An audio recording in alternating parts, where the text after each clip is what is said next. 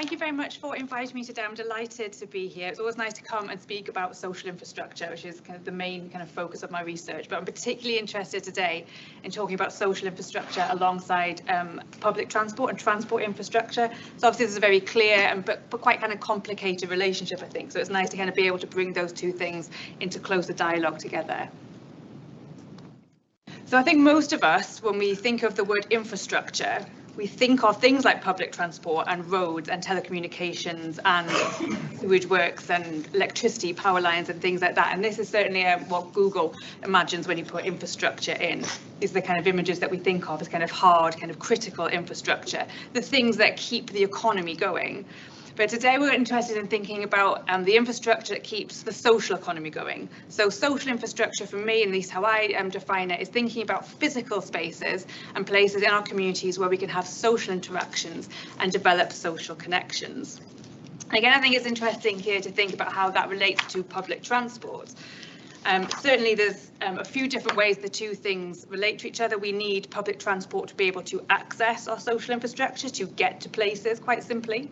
But we also think about the role that public transport plays in shaping the different types of infrastructure that are present in a neighbourhood, how well a neighbourhood or a place is connected to other places and what kind of infrastructure develops as a result. But I think we can also think of a third way as well. We can think of public transport as a type of social infrastructure itself, perhaps.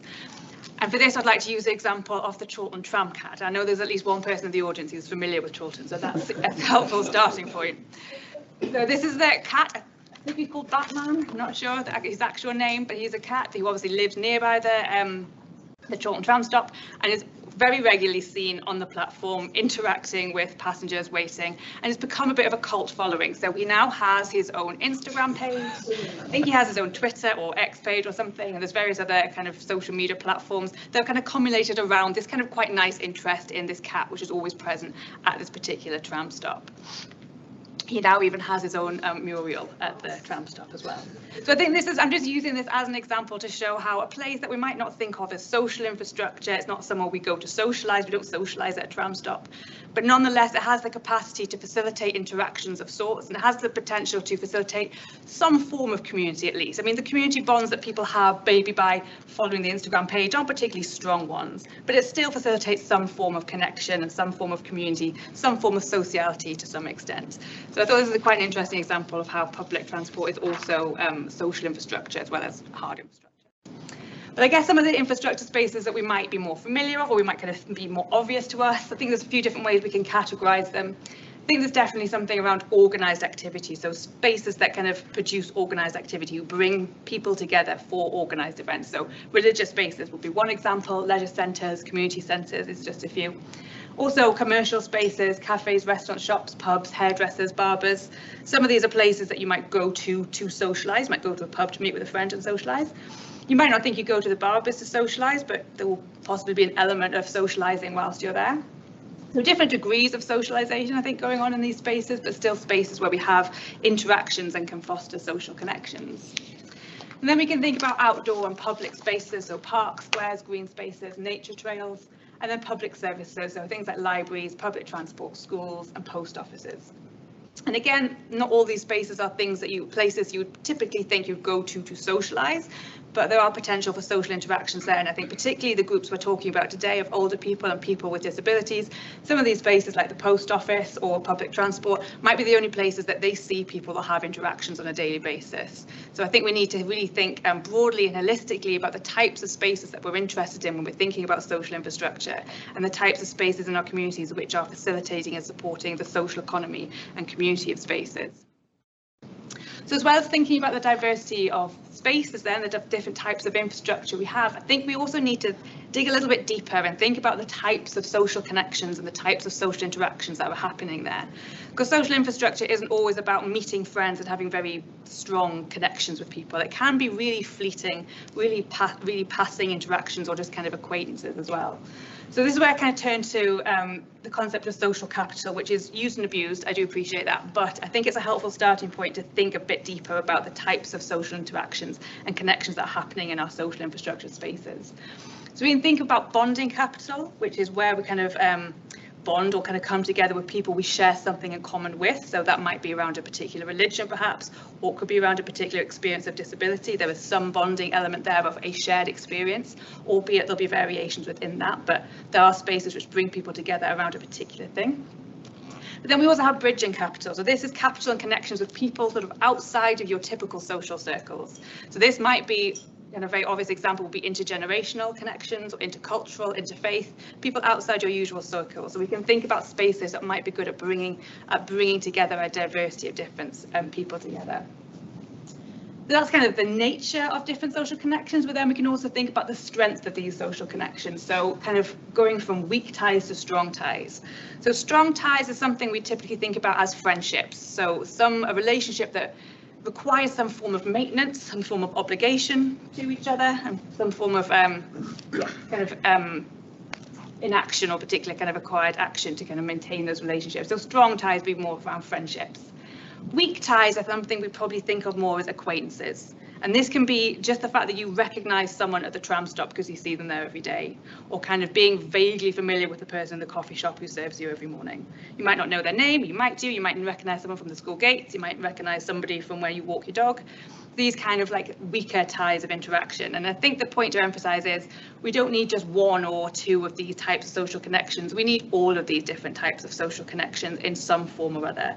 We need really close, strong friendships of people we can really call on a crisis for support, but we also need kind of weak ties of people who we know to go and ask for information perhaps, or people who are just familiar with us or we feel familiar with them.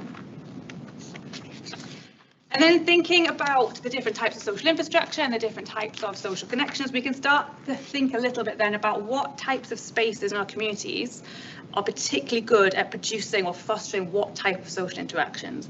Now, I'm not meaning to say any of this is set in stone, but I think this is a way that we can start to think about if you have a neighbourhood and you're thinking about the different community assets that are there or the different types of social infrastructure are there, you can maybe start to think about where they would kind of be on this diagram, thinking about what type of social interactions or social connections they might foster for people. So when thinking then about kind of strong bonding ties, this might be clubs and associations where people go every week, see each other week in and week out. They're there because they're particularly interested in local history, for example. And that might develop kind of strong ties around particular bonding capital. The kind of other extreme, we can think about the kind of weak ties there developed around bridging capital. So public transport might be this. So public transport brings together a whole diversity of people from different backgrounds, different walks of life, and they might not have particularly strong ties, they might not speak to each other, but they kind of may be familiar with each other as well. So weak ties can be anything from kind of just recognising someone. It doesn't need to be kind of verbal interactions. So I think this can sometimes be helpful to think about the type of interactions that are happening in these spaces. So just briefly then, to finish, I'd like to argue three different ways that social infrastructure is important to older people and people living with disabilities. Firstly, around combating social isolation and loneliness. Secondly, around developing formal and informal networks of support. And thirdly, in helping foster a sense of identity and belonging. And the first one, I think quite simply, if you live in a community where there is no social infrastructure, nowhere to go, you don't go anywhere in your local community. You're more likely to stay in, particularly if you have mobility issues, and particularly for some older people who might not have the confidence to go out. And we've seen that certainly since the pandemic. So having social infrastructure in a community just enables you to be seen by others and to see other people. And sometimes that can be all people need to feel a sense of connection and belonging to where they live. But there's also opportunities here for more kind of active participation, so social infrastructure such as libraries and parks and community centres and religious spaces perhaps give people opportunities for volunteering, for example, or being more actively involved in their communities. As I mentioned earlier, these kind of low-level social interactions, such as just recognising someone, opening the door, etc., can be just as valuable as kind of more deliberate forms of social interaction. And Jane Jacobs, who studied urban forms and cities, argues that these kind of small everyday interactions that we have in spaces such as post offices, such as barbers, etc., can lead to an ethics of togetherness. And she says the sum of such casual public contacts at a local level is a feeling for the public identity of people, a web of public respect, trust, and a resource in times of personal or neighbourhood need. And that brings me to the second kind of important reason, the value of social infrastructure in communities for older people and people with disabilities, is they can often form the basis of informal networks of support. And we definitely saw this during COVID-19 and the kind of the resurgence of neighbourhood and mutual aid groups that are kind of built up around very small kind of localized spaces perhaps. So having social infrastructure allows you to maybe access information. You can go to the post office. I've seen this myself of older people in queues at the post office asking for various things, and the person behind the counter asking them if they've had their COVID vaccine, for example. So these are points of information that people might not have access to otherwise.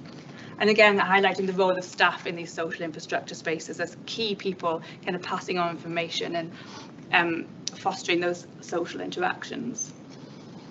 And then finally, social infrastructure can be really important for helping to foster a sense of belonging and identity. And this can be in a few different ways. I think we've seen this as especially important for people from marginalised backgrounds of either identity or experience. So during the pandemic, we did some research with older people from the LGBTQ community, and we found that some of those individuals felt really isolated in their neighbourhoods because they weren't able to access equalities organisations that they would usually go to. So they felt that their identity wasn't validated or wasn't seen.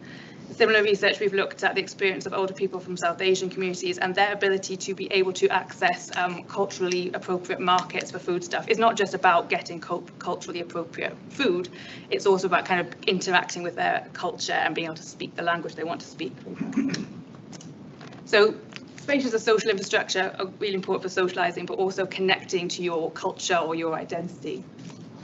But they're also really important for attachment to the local community. So using a local space, or using a post office, or using a cafe, that can engender, particularly for older people, a sense of insiderness, as well as we'll call it, the sense of belonging to the place that you live in and a sense of familiarity with it. I think we need to think really carefully about what happens when those spaces disappear, perhaps due to regeneration or maybe due to disinvestment.